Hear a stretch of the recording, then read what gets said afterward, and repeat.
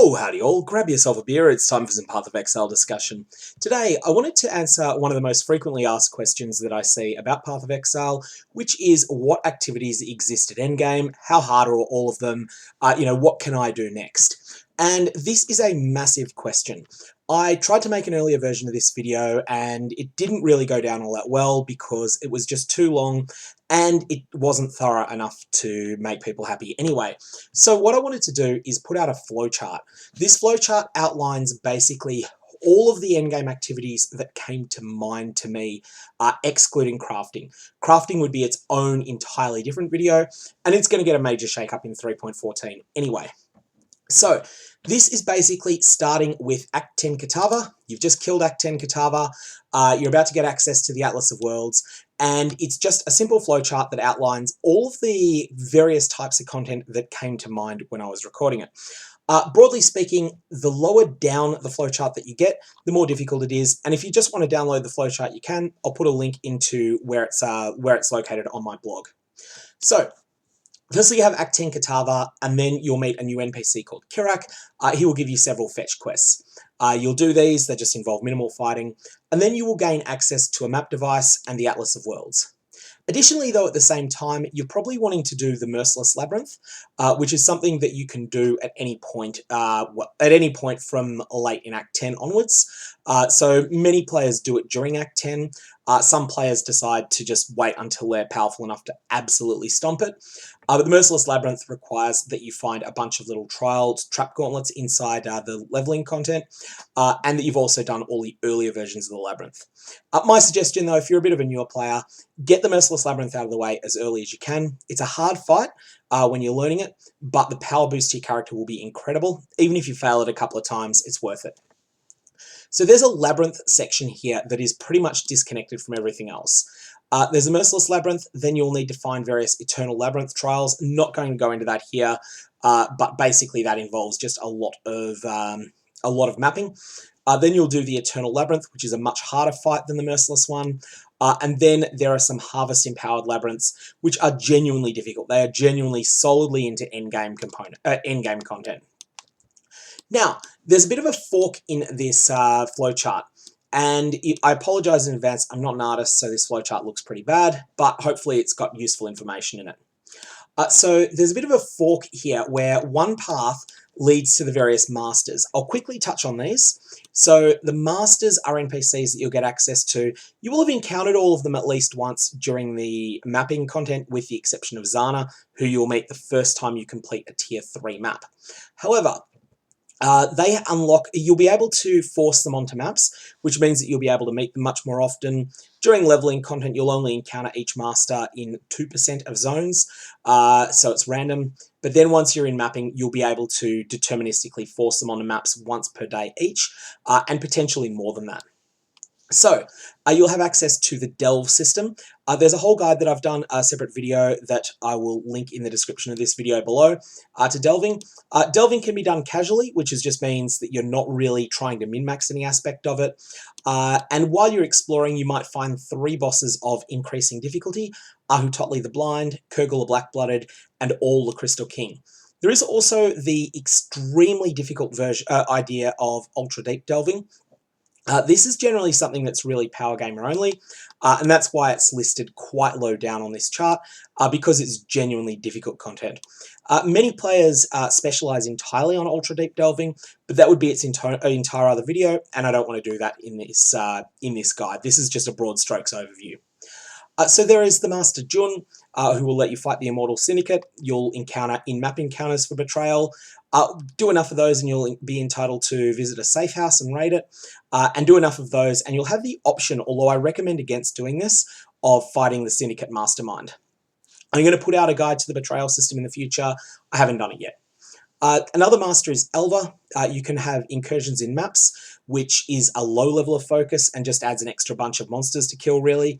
And then you can also chase down the most precious rooms in the Temple of Axolotl, which are the Corruption Chamber and the Sacrifice Room, if you are playing in a trade league. If you're playing in solo self-found, the most precious room is the one that you can use yourself. Additionally, Masters will also give you help. You'll also meet Zana. Zana's the one you'll meet last, and you'll meet her when you first do a Tier 3 map. She will give you a lot of help with completing your atlas, with finding all of the maps that you can't otherwise seem to get to drop. Additionally, there will be a number of ways to amp up your Zana missions. However, these Uncharted Realms powered Zana missions, although they're not very difficult, they require you to beat one of the very difficult boss encounters that we've got here. In order to unlock them, you'll need to do Maven's Invitation the Forgotten, Maven's Invitation the Hidden, Maven's Invitation the Formed, Maven's Invitation the Twisted, the Maven, or Maven's Invitation the Feared. It's my opinion that the Maven is the easiest of those encounters, but they are all genuinely endgame bosses. So you'll be locked out of the Uncharted Realms powered Zana missions until you've done at least one of those. But then once you go back, that will really help you fill out the rest of your atlas and find a few really precious maps you otherwise might not find easily. Lastly, there is the Beast system, which is Einhar, person that you will have met in Act 2. And there's a couple of different ways that you can take the beast crafting. You can just use the recipes that seem useful to you, or you can go for an extreme min-max option with Einhar. Now, this is the only crafting option I'm putting on this flowchart. That's just because a flowchart can only fit so much before it becomes unwieldy. So I'm putting this down at the very bottom because this is an option for the very, very, very, very wealthiest of players. If you're the sort of person that can amass a wealth of 200 Exalted Orbs in the first week of a league, then you will unlock some of the ridiculous things that you can do with first mover advantage and beast crafting. Essentially here, one player, a Twitch streamer by the name of Path of Math, has often made himself 5 or more mirrors of Calandra in the first week of a league, and that is one of the main ways he does that is through beast crafting. The other main way that he does it is through Harvest. And Harvest is being nerfed in 3.14, so I think you'll see that players like him that really understand Path of Exile's economy like the back of their hand, they will absolutely take advantage of the extreme power of beast crafting. Okay, so now you have a couple of options from the Atlas side of things that don't involve the Masters. Firstly, we have the Heist content. Heist, I've got my own video on that I'll put a link to in the description below. Heist is somewhat of an alternative to mapping. You will still need to run maps in order to get access to the Heist system, but it's something that you can do that feels quite different to mapping. It's pretty polarizing. I recommend giving it a shot, see if you like it or not. I personally do like Heist. A lot of people don't. So, like I say, give it a try, see what you think. There's a couple of different ways you can deal with Heist. You can do all of the quest chains, have a little bit of a storyline, but more importantly for most Path of Exile players, they lead to some pretty unique loot. There's a number of unique heists that you can only get once you've completed all of the Heist quest chains. Additionally, there is what I term low-effort heist blueprints. This involves basically going into the capstone dungeons of the heist system, the blueprints, and just using a minimum amount of effort on them and doing as many of them, just churning out as many completions of them as quickly as you possibly can. And then there's what's termed juiced heists, which is where you basically amp up a heist considerably, maximize the rewards that you get per heist, at the expense of doing fewer heists per hour. Both of these are viable. It's my opinion that the low-effort heist blueprints is the best way to engage with heist at the moment for a trade league player, and for a solo self-found player, probably even more so. But by all means, give everything a shot, see how it goes. Then you have the core sections of the game. So you have maps and watchstone hunting, and you have what I term off-atlas bossing. So each map that you run will have a number of various encounters in it. In addition to all of the monsters that are normally there, there'll be exactly one map boss, or sometimes more if the map is twinned or if it's a special map that has multiple bosses. But you will also encounter a number of past league mechanics, such as breaches, and these events will give you access to a number of bosses that aren't fought on the Atlas of Worlds. Now, one that I've left out of this is the Legion multi-boss encounters, so I'll just mention that quickly for completeness now, but there's a lot of different ways you can engage with Legion, and ultimately, Legions are mostly about the encounters in maps. But some of the more notable off-Atlas bosses there are the Breach Lords. These are the bosses of the breaches. So the breaches are those little hands purple hands reaching out of the ground in maps that when you touch them, there's an expanding circle and an overwhelming horde of monsters trying to swarm on you. Those drop little splinters. Get 100 of those splinters and you get access to a Breach Lord encounter. These are bosses that are pretty lucrative early in a trade league and very useful to kill in solo self-found. They also unlock a special fight called Maven's Invitation the Hidden. This is a fight where you will get to fight augmented versions of all 4 Breach Lords at once. So we're not calling Chayula a Breach Lord here. Chayula is a Breach Lord, but Chayula is the hardest of the lot. So the 4 lesser ones, Ulnatal, Esh, Tull, and Zoth. You get to fight all of them at once, and they will be raised to monster level 83 in the Breach Lord Invitation, the Hidden, and that is a very difficult fight. So you'll be able to get access to that by fighting the Breach Lords, but you'll need to power up your character enormously before you're able to beat it. Additionally, there is the fight against Atzuri. Atzuri is an interesting one. She's one of the earliest bosses that was added to the game. She joined the game, I think, in 2014, and she has a hard mode encounter. So Atzuri is surprisingly difficult mechanically. She's interesting in that she has very low stats by modern Path of Exile numbers. I believe she only has 4.5 million hit points or something like that, whereas a lot of the other bosses here, like the Shaper, has 75 million. However, Atzuri is mechanically challenging enough that even with only 6% the hit points of the Shaper, she can actually be harder than the Shaper for a lot of players. And that's because Atzuri, if you make a mistake on her, she will kill you. That said, she can be beaten by, she's probably one of the easier bosses that you can beat if you're someone that's newer to endgame bossing. Just be willing to have a few failures first. Then there is a hard mode version of Atzuri. Uber Atzuri is the same Atzuri fight you've grown to know and love, except with 10 more monster levels, which adds enormously to her damage and her hit points. And additionally, the zone has plus 60% monster damage in effect. So essentially, this is like fighting Atzuri, except your character's stats are massively lowered. Uber Atzuri is a brutal fight and is one of the most mechanically challenging fights in the game. It took me a long time to get my first Uber Atzuri kill. So she's something that's on the available in off-Atlas content. Last, there's Breach Lord Chayula is another one that comes to mind. So where Zoth, Tull, Esh, and Ulnatal are the easier Breach Lords, Chayula is quite a bit harder.